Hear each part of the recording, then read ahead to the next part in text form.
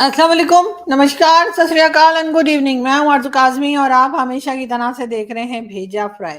जी हाँ, भेजा फ्राई के नए एपिसोड के साथ हम हाजिर हैं और इससे पहले कि हम चलें न्यूज़ की तरफ, आप सबसे रिक्वेस्ट है, हमेशा की तरह आप सबसे रिक्वेस्ट है कि प्लीज़ जिसने भी चैनल को सब्सक्राइब ना किया हो, चैनल को सब्सक्राइब करना ना भूलें। साथ-साथ बेल आइकॉन को भी क्लिक कर देंगे तो जी जैसे ही कोई नई वीडियो आएगी आपको फ़ौरन ही नोटिफ़िकेशन भी मिल जाएगा। बात करेंगे सबसे पहले प्राइम मिनिस्टर नरेंद्र मोदी की। जी हाँ, प्राइम मिनिस्टर नरेंद्र मोदी जी जो हैं उन्होंने जी ओथ ले लिया है और आज हमने उनकी ओथ टेकिंग सेरेमनी भी देखी। उससे पहले खैर मोदी जी जो है वो दही खाते हुए भी, दही चीनी खाते हुए भी हमें दिखाई दिए और यकीनन ये उनके लिए, जैसे कहा जाता है हमारे घर में भी यही होता है कि अगर किसी इंपॉर्टेंट काम के लिए जा रहे हैं या किसी खास चीज के लिए कोई जा रहा है तो उसको दही में थोड़ी सी चीनी मिलाकर और खिला दी जाती है और उसको बहुत अच्छा शगुन या गुड लक समझी जाती है। तो बिल्कुल जी, एक दिन पहले मोदी जी ने दही शक्कर खाई और अब मोदी जी ने ओथ ले लिया है। आज हमने उनकी ओथ टेकिंग सेरेमनी देखी, बहुत अच्छा लगा। बहुत सारे लोग थे वहाँ पर, जो दिखाया जा रहा था, बताया भी जा रहा था कि तकरीबन 8,000 लोगों के लिए जो है वहाँ पे जगह थी और जो सिटिंग अरेंजमेंट किया गया था वो तकरीबन 8,000 लोगों के लिए था। तो बहरहाल डॉक्टर जयशंकर ने भी जी ओथ लिया। जी हाँ, डॉक्टर जयशंकर जो सबसे मेरे ख्याल से इस वक्त वर्ल्ड के best best best foreign minister है और मुझे तो खैर बहुत ही पसंद है। मुझे मोदी जी से भी ज्यादा डॉक्टर जयशंकर बहुत पसंद है। तो जी हाँ, डॉक्टर जयशंकर और मोदी जी दोनों ने ओथ ले लिया है। उनके साथ साथ सॉरी, राजनाथ सिंह साहब ने भी ले लिया है और अमित शाह साहब ने भी ले लिया है और तकरीबन वही कैबिनेट है पीएम मोदी की जो पहले थी।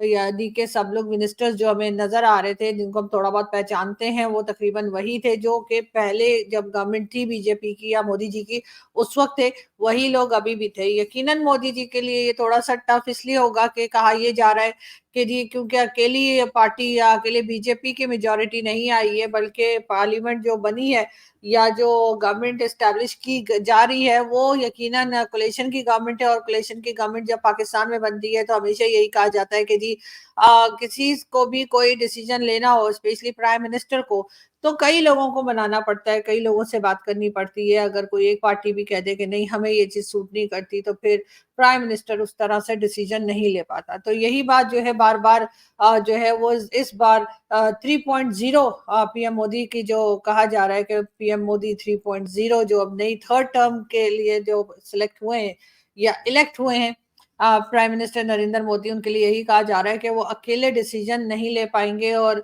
हर जो भी कोलेशन पार्टीज हैं उनसे भी पूछना पड़ेगा। तो कोई हर्ज नहीं है, मेरा ख्याल है कि जो कोलेशन की पार्टीज हैं वो यकीनन एक ही तरह की सोच वाले होंगे, जब भी तो वो पीएम मोदी के साथ आए हैं। और यकीनन पाकिस्तान में भी खैर कोलेशन की गवर्नमेंट्स बहुत बनी है।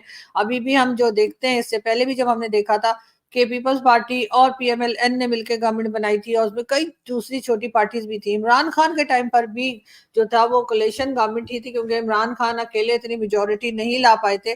तो उनके साथ भी कई दूसरी पार्टीज को जोड़कर इमरान खान की जो गवर्नमेंट थी वो स्टैब्लिश की गई थी। लेकिन पाकिस्तान में जैसे होता है कि अगर नहीं पसंद आ रहा, भाई लोग को नहीं पसंद आ रहा कि जी ये गवर्नमेंट मजीद चले, तो फिर वो एक एक करके कोलेशन के साथ जो यानी जो छोटी पार्टीज होती है वो निकल जाती हैं। भारत में यकीनन हमारा ख्याल है ऐसा नहीं होगा। और जिन लोगों का ये ख्याल है कि इस बार प्राइम मिनिस्टर नरेंद्र मोदी कोई कमजोर प्राइम मिनिस्टर के तौर पर आएंगे, तो मुझे नहीं लगता कि ऐसा होगा। यकीनन प्राइम मिनिस्टर नरेंद्र मोदी को बहुत अच्छे से पॉलिटिक्स आती है और उन्हें मालूम है कि उन्होंने किस तरह से अपने काम करने हैं। अब देखना ये है कि वैसे तो बहुत सी कंट्रीज के जो कहने चाहिए हेड ऑफ स्टेट्स हैं उनको बुलाया गया, जिसमें बांग्लादेश भी है और कई दूसरी कंट्रीज हैं, वो लोग भी पीएम मोदी के ओथ टेकिंग सेरेमनी में थे। लेकिन पाकिस्तान की तरफ से कोई नहीं था, ना ही पाकिस्तान को किसी किस्म का इनविटेशन आया। अब उसमें कई लोग बातें कर रहे हैं, उनका कहना यह है कि पाकिस्तान को कॉर्नर कर दिया गया, पाकिस्तान के साथ बात नहीं की गई, पाकिस्तान को बुलाया नहीं गया, पाकिस्तान को इस काबिल नहीं समझा गया कि उनको ओथ टेकिंग सेरेमनी में बुलाया जाता। तो मैं यहाँ ये जरूर कहूंगी कि यकीनन इसमें कहीं ना कहीं पाकिस्तान की अपनी गलती भी है, क्योंकि प्राइम मिनिस्टर शहबाज शरीफ ने, जो कि चाइना के विजिट पर हैं, उन्होंने अभी तक जो है वो प्राइम मिनिस्टर नरेंद्र मोदी को जो है इलेक्शन जीत जाने की मुबारकबाद नहीं दी। तो जाहिर है अगर आप इलेक्शन जीत जाने की मुबारकबाद ही नहीं देंगे तो कोई दूसरा आपको इनवाइट क्यों करेगा। वरना यही प्राइम मिनिस्टर मोदी हैं जिन्होंने 2014 में नवाज शरीफ साहब को इनवाइट किया था और अपनी ओथ टेकिंग सेरेमनी में नवाज शरीफ साहब इनवाइटेड थे। यही प्राइम मिनिस्टर मोदी थे और यही पाकिस्तान था और यही पाकिस्तान के प्राइम मिनिस्टर नवाज शरीफ थे जिनको बुलाया गया था। लेकिन इस बार यही प्राइम मिनिस्टर नरेंद्र मोदी हैं और पाकिस्तान में शहबाज शरीफ साहब हैं और शहबाज शरीफ साहब अपने भाई से बिल्कुल उलट दिखाई देते हैं। उनको लगता है कि बड़े भाई नवाज शरीफ साहब ने कुछ सिखाया पढ़ाया नहीं है, कि कोई तमीज होती है, कोई तरीका होता है, और आप जो है वो मुबारकबाद देते हैं। लेकिन जो भी किसी भी कंट्री का अगर कोई प्राइम मिनिस्टर हो बने हैं या कोई प्रेसिडेंट आया हो तो उसे मुबारकबाद दी जाती है। लेकिन इस तरफ से बिल्कुल सन्नाटा है, कुछ बताया नहीं जा रहा है। अलबत्ता शहबाज शरीफ साहब जो है वो चाइना विजिट पर है और ये तो खैर आर्मी चीफ आपको दिखाई दे रहे हैं जो चाइनीज प्रेसिडेंट से हाथ मिला रहे हैं। और उनके साथ आप देख लीजिए शहबाज शरीफ साहब जो हैं वो भी पहुंचे हुए हैं चाइना। और चाइना में बताया ये जा रहा है कि जी चाइना के साथ जो है जी हम डील करने के लिए गए हैं, चाइना के साथ बिजनेस जो है वो बढ़ाया जाएगा।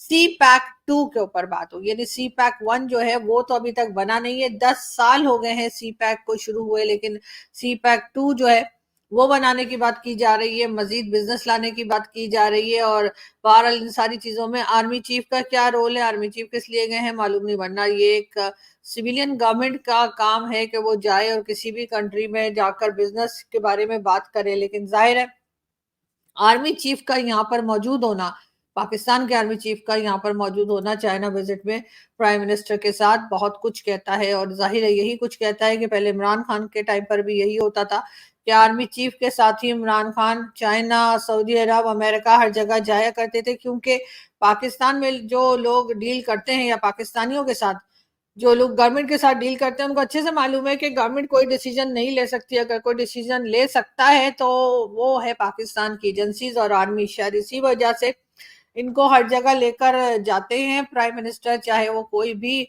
आर्मी चीफ हो वो उनके साथ प्राइम मिनिस्टर के साथ ही ट्रैवल करते हैं ताकि जो दूसरी गवर्नमेंट जिससे बात की जा रही है दूसरी कंट्री वो भरोसा कर सके या वो बात को समझ सके। भारत देखते हैं कि शहबाज शरीफ साहब जो हैं वो चाइना से वापस आकर कितने बड़े बड़े दावे करते हैं, इसलिए कि दावे करने के लिए तो खैर हम वो हर वक्त तैयार रहते हैं, कभी कुछ और कभी कुछ, बहुत कॉन्फिडेंस के साथ बात करते हैं और कहते हैं कि जी अब सारे प्रॉब्लम सॉल्व हो जाएंगे, पाकिस्तान की इकोनॉमी एकदम सेट हो जाएगी।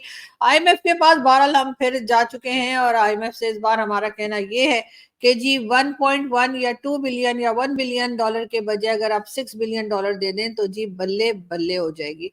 तो अब देखते हैं कि आईएमएफ से ये लोन लेने के बाद और जो बजट आ रहा है 12th को यानी 12 जून को जो बजट आ रहा है उसमें आईएमएफ से ही बात करके बजट को बनाया गया है। आईएमएफ से ही परमिशन लेकर और उनकी ही एडवाइस के ऊपर जो है बजट को तैयार किया गया है। तो देखने वाली बात ये है कि जो आम पब्लिक है उसके लिए मजीद क्या परेशानियां जो है वो आने वाली हैं। बात करेंगे ईद की। जी हाँ, ईद उल अधा जो है वो आने वाली है और ये देखें जी ये देखा जा रहा है कि चांद नजर आया कि नहीं। बहरहाल चांद नजर आ चुका है और कहा यह जा रहा है कि जी 17 जून को ईद होगी। जी हाँ, 17 जून को ईद होगी। और जैसा मैं हमेशा कहती हूँ, बल्कि मैंने पिछले कई सालों से मैं सोशल मीडिया पर भी शेयर करती हूँ जिसके बाद मुझे काफी बुरा भला कहा जाता है, और वो ये कि जी बिल्कुल इसमें जो है वो जानवर या एनिमल्स जो हैं उनको काट काट कर खाने की जरूरत नहीं है। अगर आपने ईद मनानी है तो मनाइए, लेकिन प्लीज ये मासूम जानवर जो हैं इनको लाखों करोड़ों की तादाद में जो जिबा कर दिया जाता है, जो खा जाते हैं, जो काट डालते हैं मुसलमान, वो करना बंद कर दें। हाँ, ये कहा गया था उस जमाने में जो जो जब ये ईद जो है वो बनाई गई उसको इसके लिए ये कहा गया था कि जी आप अपनी जो सबसे कीमती चीज है उसको कुर्बान करें, और आपकी सबसे कीमती चीज हरगिज ये गाय या बैल या बकरी या दुम्बे या इस तरह की चीजें, ऊंट नहीं होते। क्योंकि आप उनको 1 2 दिन 3 दिन पहले लाते हैं घर में, आपको उनसे कोई अटैचमेंट नहीं होती, किसी किस्म का कोई लगाव नहीं होता, और बस उनको सजा बनाकर मोहल्ले में दिखाकर और फिर उस बेचारे के ऊपर छुरी फेर दी जाती है। मुझे आज भी याद है कि मैं कराची में, क्योंकि मैं पैदा हुई और हम लोग कराची में रहते थे, तो वहां पर हमारी जो स्ट्रीट थी वहां पर ऊंट की कुर्बानी दी जा रही थी। मैं काफी छोटी थी, आई थिंक 6 7 साल की होंगी, उससे ज्यादा की नहीं होंगी। तो वहां पर ऊंट की कुर्बानी की जा रही थी और जब उस ऊंट को छुरियां मारी गई तो उसका जो बेचारे की गर्दन से खून निकला वो देखकर ही मैं बेहोश हो गई थी। और उसके बाद मेरे पेरेंट्स ने जो है कहा कि मुझे कभी कहीं वो इस तरह की कोई कुर्बानी या इस तरह का कोई मार-काट वो नहीं दिखाते। और उस वक़्त भी ख़ैर पेरेंट्स ने नहीं मुझे भेजा था, वो स्ट्रीट में मैं वैसे ही जैसे बच्चे बाहर निकल जाते हैं कि देखें स्ट्रीट में क्या हो रहा है, तो मैं अपने घर से बाहर निकल गई थी और मैंने जाकर देखा तो वहाँ पर ऊँट जो था उसको ज़िबा किया जा रहा था, उस बेचारे की जो है वो एक तरह से कुर्बानी दी जा रही थी और वो देखकर मैं डर के मारे बेहोश होकर गिर गई और फिर मुझे जो है वहाँ से घर पे लाया गया कि जी ये तो इतने कमज़ोर दिल की है कि ये ऐसे हो गई, तो बिल्कुल वही कमज़ोर दिल मेरा आज भी है और मैं हरगिज़ इस तरह की चीज़ें नहीं देख सकती कि किसी की गर्दन काटी जा रही है या चाहे वो जानवर हो या इंसान हो, और इसीलिए मैं ईद के 3 दिन घर से बाहर ही नहीं निकलती। और मैं घर ही बैठी रहती हूँ और 3-4 दिन मैं घर से बाहर नहीं निकलती, क्योंकि बाहर अगर आप निकलें पाकिस्तान में, तो आपको हर तरफ खून ही खून नज़र आएगा। आपको हर तरफ कहीं गर्दनें रखी होंगी जानवरों की, कहीं खून पड़ा होगा। वो देखकर पता लगता है कि हम कितने वहशी लोग हैं, हम कितने जंगली लोग हैं, हमारे हमारे दिल में रहम नाम की कोई चीज़ नहीं है। और अगर कोई बात करे कि जी मेरे जैसा कोई बात करे कि जी ये सब नहीं होना चाहिए, तो कहती हूँ देखो जी मैकडॉनल्ड वाले भी तो करते हैं ना, देखो जी वो जो केएफसी वाले हैं वो भी तो करते हैं सारा साल, तब तो आप कुछ नहीं बोलती। तो भई वो इस तरह से खुलेआम लोगों के सामने एक ही दिन में लाखों करोड़ों जानवरों को इस तरह से नहीं काट डालते हैं, बोले तो वो भी नहीं होना चाहिए। लेकिन फिर भी थोड़ा तो ख़्याल करें, कुछ तो एहसास करें कि आप लोग क्या कर रहे हैं। लेकिन बहरहाल पाकिस्तान में जो है वो ये लोगों को समझाना जो है वो इम्पॉसिबल है कि ऐसा नहीं होना चाहिए। लेकिन बहरहाल मेरे घर में ऐसा नहीं होता है। हम तो ख़ैर काफ़ी सालों से जो है ये चीज़ बिल्कुल से बंद है। ना तो कोई इस किस्म की कोई कुर्बानी की जाती है जिसमें जानवर काट दिया जाए और ना ही मेरे घर में कोई भी इस तरह की कोई गिफ्ट लेकर आ सकता है कि ये लीजिए जी ये हम आपके लिए लेकर आए मटन या कुछ भी, तो वो भी मेरे घर में नहीं आता। कई लोग फ़ोन करते हैं, पूछते भी हैं कि जी आप घर पे हम आना चाह रहे थे, आपके लिए जो है वो मीट लेकर आना है या आपके लिए मटन लेके आना है। मैंने नहीं, बिल्कुल मत लाइएगा। क्योंकि मेरे घर में ये सारी चीज़ें एक्सेप्ट नहीं की जाती। तो लेकिन ये ज़रूर है कि जो लोग करते हैं अब उनको समझाना तो जो है वो समझिए कि बिल्कुल ही ऐसी चीज़ें जो हमारे लिए पॉसिबल नहीं है, बिल्कुल आप जितना मर्ज़ी समझा लें लोगों की समझ में नहीं आएगा। लेकिन बहरहाल ये ज़रूर है कि अब 17th जून की डेट दी गई है और 17th जून को जो है वो ईद मनाई जाएगी। ख़ैर ईद तो हम भी मनाएँगे लेकिन बगैर मार काट के।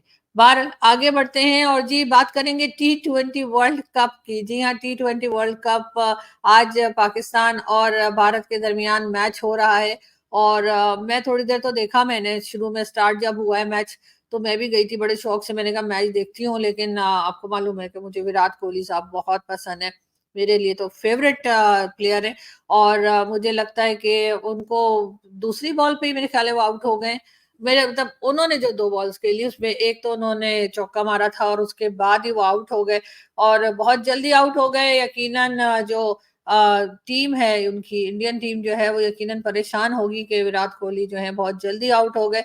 लेकिन ख़ैर हम उनको गुड लक कहते हैं कि उनके जो नेक्स्ट मैचेज़ आएँगे उसमें आई होप कि वो अच्छा परफ़ॉर्म करेंगे और यकीनन बहुत अच्छा खेलेंगे। और ऐसा कभी-कभी हो जाता है कि आपके कोई बहुत ही अच्छे प्लेयर हो और वो इस तरह से आउट हो जाते हैं। लेकिन सोशल मीडिया आपको मालूम है, सोशल मीडिया पे जिस तरह की बातें की जाती हैं तो कई लोग जो है वो कमेंट्स में लगे हुए थे कि जी अनुष्का शर्मा को नहीं आना चाहिए था, विराट कोहली जब खेलने के लिए आते हैं तो वो ग्राउंड में ना आया करें।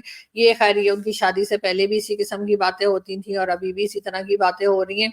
हालाँकि जब विराट कोहली जीतते हैं या बहुत अच्छा खेलते हैं, तब कोई अनुष्का का नाम नहीं लेता, लेकिन अगर वो कभी खुदा ना ख़ास्ता हार जाएँ या आउट हो जाएँ, तो सबके सब जो हैं वो पीछे पड़ जाते हैं अनुष्का शर्मा के, जो कि नहीं होना चाहिए। लेकिन हम लोगों का माइंडसेट कुछ ऐसा ही है, हिंदुस्तान-पाकिस्तान वालों का। शायद इसी वजह से हम ये देखते हैं कि इस किस्म का बिहेवियर जो है वो देखने में आता है, जो कि बहुत अफ़सोसनाक है। लेकिन बहरहाल देखते हैं कि भारत पाकिस्तान के लिए काफ़ी मुश्किल है, इसलिए कि पाकिस्तान इससे पहले यूएस के साथ मैच हार चुका है और अगर आज का मैच पाकिस्तान ने नहीं जीता, तो पाकिस्तान के लिए मज़ीद मुश्किल आ सकती है और वो इस टूर्नामेंट से बाहर भी हो सकता है। लेकिन भारत जो है वो पहले से मैचेज़ जीतता हुआ आ रहा है, तो इसलिए अगर वो हार भी जाए तब भी उसको जो है कोई इतना ख़ास फ़र्क नहीं पड़ेगा। लेकिन ज़ाहिर है हिंदुस्तान-पाकिस्तान का मैच होता है, तो वो तकरीबन ऐसे ही हो रहा होता है कि लोग कहते हैं कि भाई सारी दुनिया से हार जाना मगर हिंदुस्तान से ना हारना, ऐसा पाकिस्तान में कहा जाता है और शायद यही कुछ हिंदुस्तान की टीम से भी कहा जाता होगा कि जिस जिससे मर्जी हार जाना, लेकिन पाकिस्तान से ना हारना। तो आज इसी तरह की कुछ टक्कर की जो है वो मैच चल रहा है और हम देखते हैं कि कहाँ तक जाता है। अभी तो खैर कुछ टाइम और है कि मैच जो है वो खत्म हो या हमें सही रिजल्ट पता लगे कि क्या हुआ, लेकिन फिलहाल जहां तक मैंने देखा था विराट कोहली साहब जो है वो आउट हो चुके थे, जिसके बाद मैंने मैच देखना छोड़ दिया। मैंने कहा छोड़ो यार, कोई वीडियो ही बना लेते हैं, इससे तो बेटर है, ये देखने से तो बेहतर ही होगा।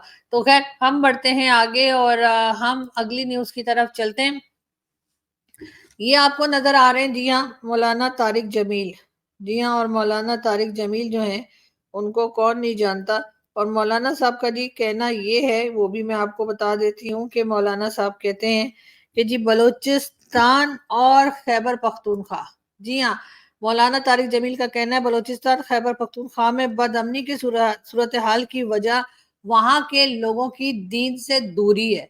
यानी कि मौलाना साहब जो हैं वो उन्होंने नहीं सुधरना, ये कुत्ते की दुम की तरह टेढ़ा रहने का फैसला कर चुके हैं और इसीलिए शायद इन्होंने फिर ये स्टेटमेंट दिया। उनका कहना ये है कि जी जो बलूचिस्तान में जो कुछ हो रहा है, यानी जो सिक्योरिटी फोर्सेस और वहाँ के लोग प्रोटेस्ट कर रहे हैं, चमन के एरिया में बहुत ज्यादा आपको मालूम है कि हंगामा है, वहां पर भी प्रोटेस्ट चल रहा है। बल्कि एक दो दिन पहले तो वहां का इंटरनेट और मोबाइल सर्विसेज भी बंद की गई थी।